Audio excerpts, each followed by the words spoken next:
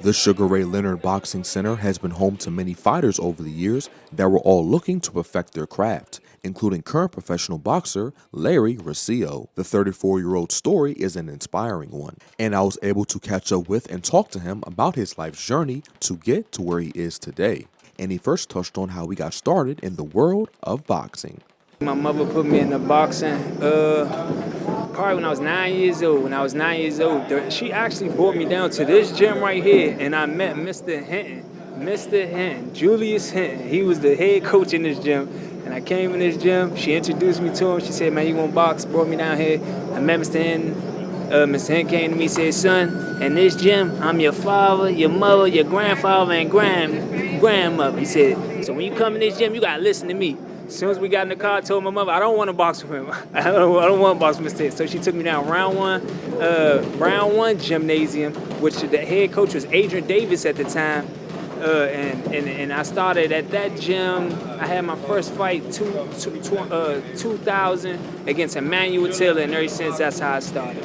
And when Rossio turned 18, he was ready to make the jump from an amateur to a professional fighter. But he had trouble booking professional bouts, and as a result, he turned to street life. And the Maryland native revealed to me what made him finally want to step into the ring again. What really got me back to boxing was actually a year of jail time. I was locked up. Over that course of time that I left boxing, my mom came and visited me in Upper Marlboro jail. I was locked up for a little year, and she was like, "Man, Dusty Harrison boxing, Mike Reed's boxing, they getting money." And I was like, "What?" I was like, "These my buddies that I went to nationals with, and I could fight, like we all fight together." So I'm like, "All right, I'm gonna work out, I'm gonna come home, I'm gonna box again." And I got my time. This is around January when she's coming to visit me. I got out September the 1st, 2013, and I had my first fight October 26th on the Ty-Bar night card. And I was so excited because I just was in prison and I heard all about all my friends. So going into that fight, I just wanted to do my best and just and get out of the streets, to be honest.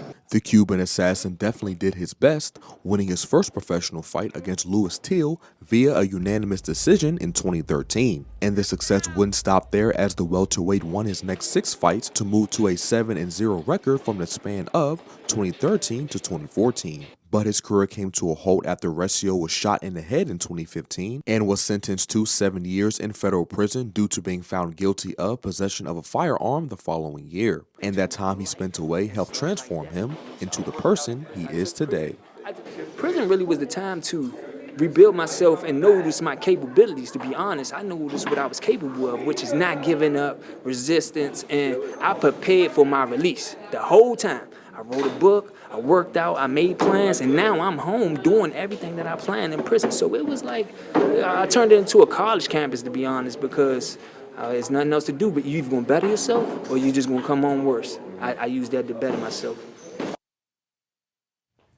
All right, stay tuned for part 2 of Simon's interview with Rossio tomorrow right here on CTV News.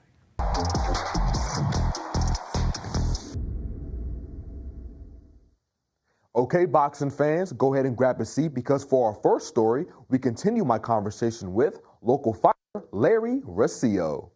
After serving a lengthy prison sentence for possession of a firearm, Maryland native and boxer Larry Rossio was finally released in March of 2024. And just 6 months later, the welterweight stepped into the ring again for another fight, this time against Jonathan Godoy. And that bout was the experience of a lifetime for Rossio. Going into that fight, it just felt good to be back in that atmosphere. Man, the hotel the night before, when I went into that hotel, because before my fights, I get a hotel. I stay with my mama, go in there and get my own little man. And when I walked in the hotel, I got on live, I said, "Yo, I ain't got a real fancy hotel like at the MGM, but this is nice. I just came from a jail cell 6 months ago, and I'm back on my career." So it was a good awakening feeling. It was like a rebirth, to be honest. It was like a rebirth. So the next day we go in, I have a good fight, and I call it I broke the ice. Rossio ended up winning his first fight back against Godoy via a unanimous decision in the sold-out event. Now Rossio didn't get to where he is today by himself. His mother, Mecca Rossio, played a big role in him becoming not only the boxer, but also the person he is today.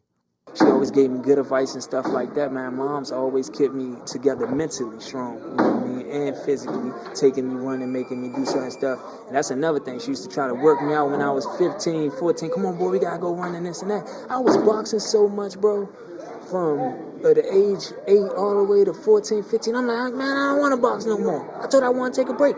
And she said, no, because you're going to fall off from boxing. You don't need to take no break. She played a major figure of trying to keep me together. So everything she taught me, I'm now telling the kids, man, look, listen to your parents. Even though it's your parents, you might not want to hear it. It's the right thing at the end of the day. Good luck, Larry, in the rest of your boxing journey.